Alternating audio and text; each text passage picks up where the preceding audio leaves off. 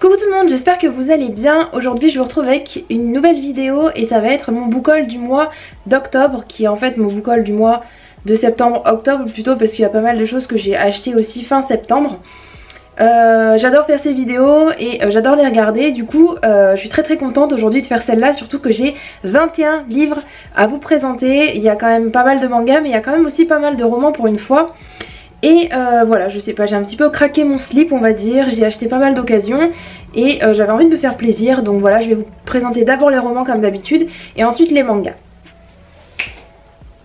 J'ai acheté déjà les cadeaux de Noël pour mes deux parents, donc pour ma maman et mon papa. J'ai acheté une BD pour ma maman, donc je vous la montrerai un petit peu plus tard. Et j'ai acheté un roman pour mon papa qui est un roman que j'avais déjà lu et qui m'avait beaucoup plu. Je l'ai déjà emballé, donc du coup je vous mettrai la couverture ici. C'est Le sel de nos larmes de Ruta Sepetys que j'ai lu il y a pas mal de temps, je pense l'année dernière ou il y a 2 ans même, et qui m'avait vraiment beaucoup touchée. J'ai adoré le thème qui était abordé. Ensuite j'ai acheté pour moi Toute la beauté du monde n'a pas disparu de Daniel Jung Ullmann, je ne sais pas, aux éditions Pôle Fiction, enfin Gallimard Jeunesse dans la collection Pôle Fiction. Je connaissais pas du tout ce livre en fait, et je l'ai vu comme ça sur internet et je me suis dit la couverture est super sympa et il venait de sortir en poche et ça m'avait l'air vraiment super intéressant, super touchant. C'est l'histoire d'une fille qui s'appelle Ingrid qui est envoyée par sa mère dans un coin complètement perdu pour faire du camping, et elle va devoir se recentrer sur elle-même et découvrir qui elle est réellement. Et ça a l'air vraiment super touchant, je sais pas, et je pense que ça risque bien de me plaire. Je sais pas si vous en aviez entendu parler avant, si vous l'avez lu, mais en tout cas n'hésitez pas à me dire en commentaire si vous l'avez lu et ce que vous en avez pensé. Ensuite je me devais de lire, et j'attendais depuis super longtemps la sortie de Aime-moi je te fuis de Morgane Moncomble aux éditions Hugo Roman. Donc ça c'est la version poche, puisque j'avais la version poche pour le premier tome, donc j'avais pas envie d'avoir une collection dépareillée. Donc voilà, celui-ci est sorti début octobre, donc le 10 si je me trompe pas. Et dans le premier tome on suivait Violette et je sais plus, je crois qu'elle s'appelait Violette, non, et Lohan, bref, on suivait deux personnages dans le premier tome et bon ils étaient voilà, c'était une romance quoi. Et puis dans ce deuxième tome en fait c'est une sorte de tome compagnon, puisque là on va suivre Zoé et Jason, qui sont deux personnages qu'on avait très rapidement vus dans le premier tome, puisqu'en fait ils m'ont pas plus marqué que ça, donc je me rappelais même plus qu'ils existaient. Mais comme j'avais beaucoup aimé le premier tome, et ben je me dis que celui-ci ne peut que me plaire. Et d'ailleurs il y a un autre livre de Morgane Moncomble qui est sorti, je pense en même temps que celui-ci, que j'ai très envie aussi de lire. Je sais plus son titre, mais du coup je vous mettrai la couverture quelque part par là. Je l'ai vu en librairie et je me suis dit c'est pas grave, je l'achète pas tout de suite, je vais le demander à Noël et on verra bien si je l'ai sous le sapin. Si je l'ai pas sous le sapin, je l'achèterai moi-même, parce que j'adore vraiment Morgane Moncomble et du coup ben je me dois de lire ce nouveau livre d'elle. J'ai aussi acheté en format poche Les 1000 visages de notre histoire de Jennifer Niven aux éditions Gallimard Jeunesse dans la collection Pôle Fiction. J'ai lu assez récemment le premier livre de cet auteur qui était Tous nos jours parfaits, que j'avais tout simplement adoré, je vous ai fait une vidéo dessus. Et je me suis dit ben voilà, autant qu'à faire, autant aussi lire ce deuxième livre de cet auteur. Je sais pas du tout de quoi ça parle, je pense que c'est aussi une sorte de roman contemporain, de romance contemporaine.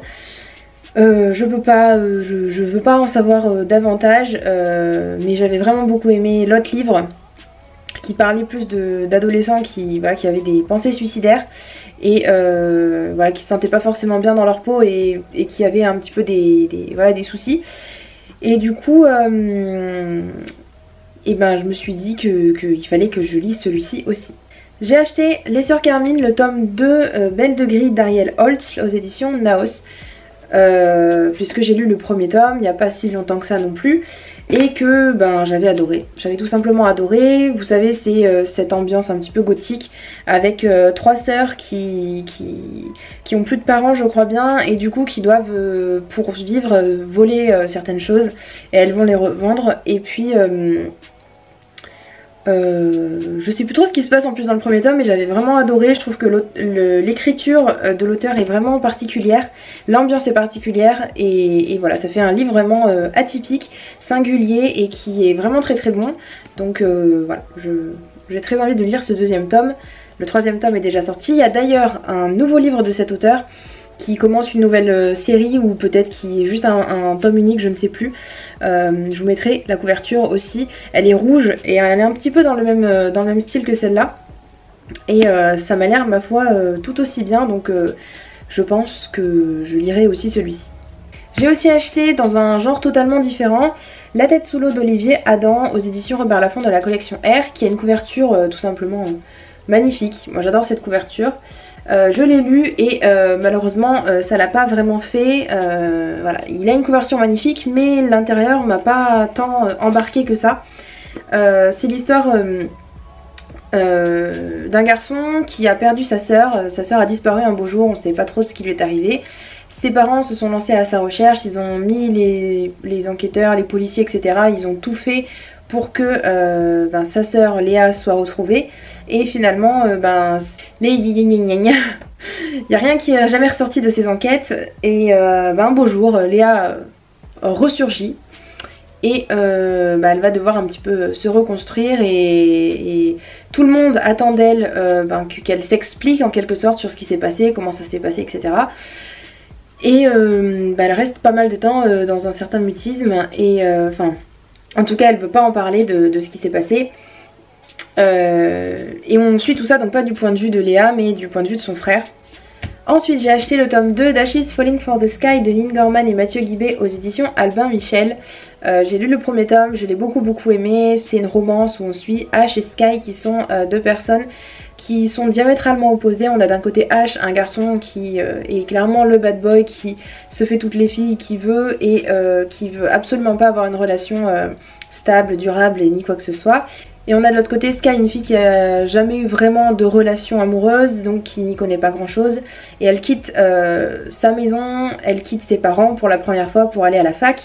Et donc elle a envie un petit peu de changer d'air, de se libérer et voilà, de devenir une autre personne que la petite fille toute gentille et toute sage qu'elle était avant. Et donc forcément Ash et Sky vont se rencontrer et voilà, il va naître quelque chose d'un petit peu bizarre de ces deux personnages là. Mais voilà, si ça vous tente, n'hésitez pas à lire le premier tome parce qu'il est super. Et voilà, moi j'ai hâte de me plonger dans ce deuxième tome. J'ai acheté un autre deuxième tome et c'est le deuxième tome de la saga Les 100. Donc il s'intitule 21e jour de Cass Morgan aux éditions Robert Laffont dans la collection R. J'ai lu le premier tome, je l'ai pas mal apprécié même si c'était très introductif j'ai trouvé. On suit plusieurs jeunes qui sont en passe d'avoir 18 ans et qui ont commis des crimes très graves. Et normalement lorsqu'ils ont atteint 18 ans ils sont tout simplement tués, ils sont tout simplement guillotinés, assassinés, je sais pas exactement. Mais en tout cas voilà, ils sont pas censés vivre au-delà des 18 ans. Sauf que ils habitent pas sur Terre, ils habitent dans une sorte de colonie dans l'espace. Et finalement les gens décident de les envoyer sur Terre pour voir si on peut vivre sur Terre. Il y a eu des problèmes suite à la radioactivité et du coup c'est pour ça qu'ils sont partis vivre dans l'espace et donc ils essayent d'y retourner et ils envoient les jeunes pour voir si la Terre est habitable ou pas. Après ce période résumé, je dois vous dire que j'ai bien aimé le premier tome et donc j'ai hâte de voir ce qui va se passer dans ce deuxième. J'ai acheté 49 jours je compterai pour toi de C.S. Kill aux éditions Hugo Roman. Parce que le résumé me tentait énormément. C'est une romance bien sûr puisque c'est chez Hugo Roman. C'est l'histoire d'une fille qui s'appelle Bryn et qui n'arrive jamais à aller au-delà de 49 jours pour toutes ses relations amoureuses. Sauf qu'elle va rencontrer Sawyer et comme d'habitude elle se met à compter les jours et peut-être que ce sera la personne qui va la sauver de cette sorte de malédiction. On ne sait pas trop, voilà. On sait pas trop ce qui va se passer, on sait pas pourquoi, qu'est-ce qu'il y a au bout de ces 49 jours. Mais bref, moi ça me donnait très envie. Et j'espère qu'il me plaira du coup. Mais en tout cas c'est très mystérieux. Alors ensuite, j'ai aussi acheté Mère morte de Aurélie Wellenstein aux éditions Scrineo. La couverture est tout simplement magnifique. Et pareil, le résumé me donnait super envie. C'est une sorte de roman post-apocalyptique si on veut, où l'eau s'est évaporée et tous les animaux marins sont morts et ils reviennent sous forme d'âmes pour hanter les humains. Je crois que c'est ça. Voilà, requin, dauphin, baleine arrache l'âme des hommes et la dévore. Voilà, donc ça a l'air très très joyeux tout ça. Je pense que pour la période là, Halloween, novembre, ça va être assez sympa. Je sais pas si j'arriverai à me le caser ou pas, mais en tout cas, ça me donnait très très envie et j'espère que ça me plaira encore une fois. J'ai acheté un livre aussi pour les cours, puisque j'ai des cours de littérature contemporaine. Et du coup j'ai acheté Envoyé spécial de Jean Echnoz, donc aux éditions de Minuit. On a lu un petit extrait en fait en cours et on doit lire certains bouquins pour ce cours là. Donc je me suis dit pourquoi pas acheter et lire celui-ci. C'est l'histoire de Constance, une jeune femme qui est kidnappée par des gens et qui va être envoyée en Corée du Nord pour essayer de séduire le chef du pouvoir, donc Kim Jong-un. Et du coup, pour l'empêcher de faire la guerre ou je ne sais plus trop quoi, enfin bref, ça a l'air d'être un petit peu tout tordu. Et ça a l'air assez comique. Bref, je ne sais pas trop quoi en penser parce qu'on a lu juste le début. Mais à voir, franchement, je pense que ça doit être pas mal. Je lis jamais ce genre de livre, de toute façon si vous êtes là depuis pas mal de temps, vous savez que je ne lis jamais ce genre de livre. Donc je ferai je pense une vidéo dessus, mais je vous dis pas du tout que mon avis va être à prendre en compte. Parce que voilà, c'est pas mon genre de prédilection et on verra bien ce que ça donne. J'en attends pas forcément grand chose, mais voilà, j'espère qu'il me plaira quand même. Ensuite, j'ai emprunté encore pour un cours, je crois que c'est d'ailleurs pour le même. Oui, c'est pour le même, je suis même pas au courant de ce que j'ai. C'est Depuis l'au-delà de Bernard Werber aux éditions Albin Michel. Voilà, il fallait qu'on prenne un auteur de littérature française. Et voilà, bah écoutez, on verra bien. C'est l'histoire là d'un écrivain qui se retrouve mort. Et en fait son fantôme va voir tout ça de l'extérieur, enfin il va voir qu'il est mort et il va vouloir mener l'enquête pour savoir pourquoi il a été tué, qui l'a tué, et il va mener l'enquête avec une autre personne qui est une médium et voilà, ils vont essayer de comprendre pourquoi est-ce qu'il est mort. Voilà, ça m'a l'air assez tordu. Mais écoutez, on verra bien si ça me plaît ou pas. J'espère que ça me plaira. Pour finir, je vais juste vous montrer du coup la BD que j'ai achetée pour ma maman. C'est La vie hantée d'Anya de Vera Brosgol aux éditions Rue de Sèvres. Voilà, c'est une BD qui est un petit peu enfantine puisque finalement je l'ai lue pour savoir un petit peu si ça lui plairait ou pas. Enfin, je l'avais déjà acheté, je l'ai lu après, donc c'est pas très logique, mais bref. En tout cas, moi ça m'a bien plu. Après, c'est vrai que c'est pas mal pour les enfants, quoi. Enfin, enfants, ados. Je sais pas si ça sera son style ou pas, mais en tout cas, toutes les planches sont dans les mêmes tons. C'est l'histoire d'Anya, une jeune fille qui se sent mal dans sa peau, qui se sent trop grosse. Elle se sent un petit peu rejetée de tout le monde et bon... Enfin, c'est une vie d'adolescente un petit peu normale, lambda on va dire. Et elle va tomber dans un trou, elle va faire la connaissance d'un fantôme qui va être là pour l'aider et qui va lui donner des conseils pour essayer de se faire un petit peu mieux intégrer.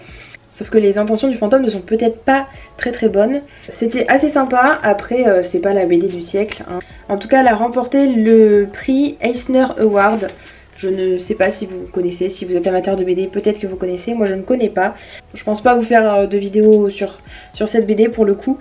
Mais sachez que voilà, je l'ai acheté, je l'ai lu et je l'ai plutôt bien aimé. On va passer maintenant à la partie manga.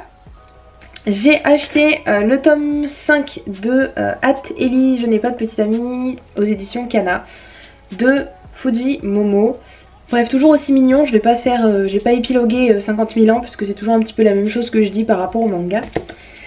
J'ai acheté le tome 5 d'Irrésistible, donc d'Asusa Mase aux éditions Kana toujours. Celui-ci je ne l'ai pas lu encore, mais voilà, c'est une série que j'achète. Mais finalement j'apprécie pas particulièrement, mais bon on verra, peut-être que ça va changer au bout d'un moment. Ensuite j'ai acheté le tome 8 de Banal à tout prix de Nagamu Nanaji aux éditions Kana toujours, qui est super mignon, voilà. Je vous montre pas les dessins à chaque fois, puisque je vous les montre d'habitude. Comme j'ai dans ma main le reste, c'est pas très pratique.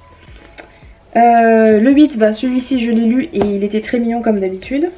J'ai acheté Jardin secret de Amitsu aux éditions Kana, le tome 3, je sais pas si je l'ai dit.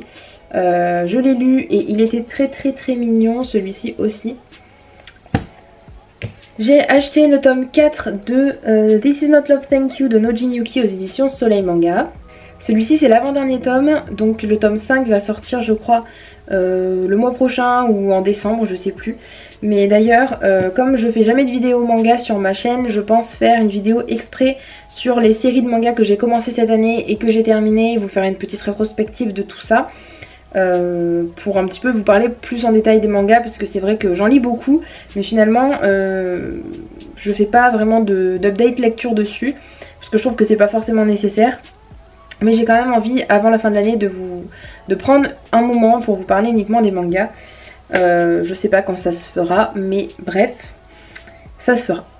Et on va continuer du coup avec les tomes 9 et 10. Voilà, j'ai acheté le 9 et le 10 d'Anashin, donc de Waiting for Spring d'Anashin aux éditions Pika. Je crois que la série est toujours en cours, je sais pas combien on en est actuellement, mais j'aime toujours autant la suivre, donc écoutez, tant mieux. J'ai aussi acheté le 6ème tome de SOS Love de Yasuko aux éditions Akata.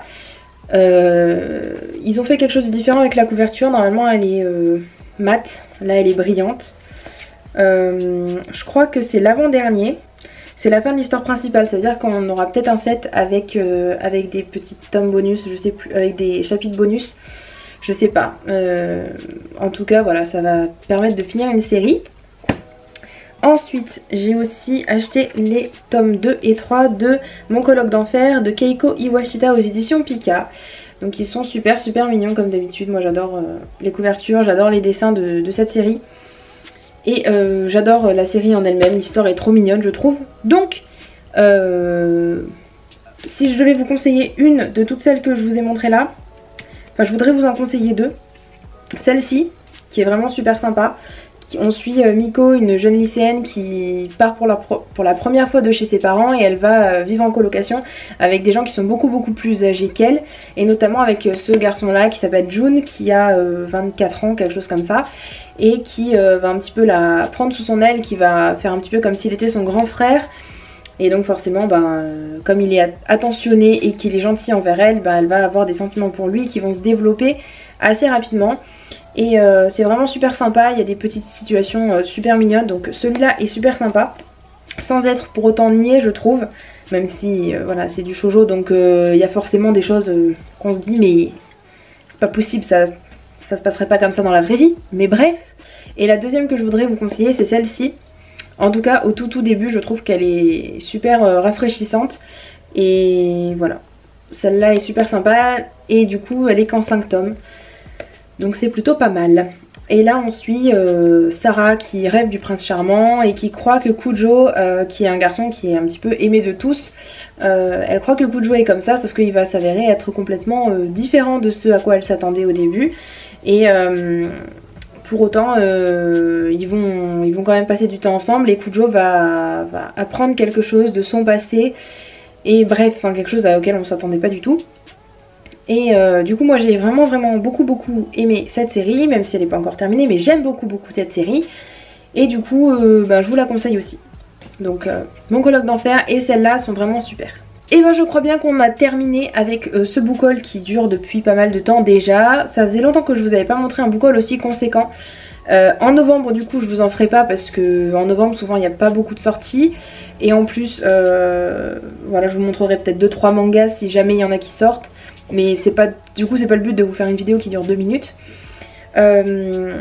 Et sinon du coup je vous retrouverai certainement soit fin décembre pour vous mettre les livres que j'ai eu pour Noël, ou soit fin janvier.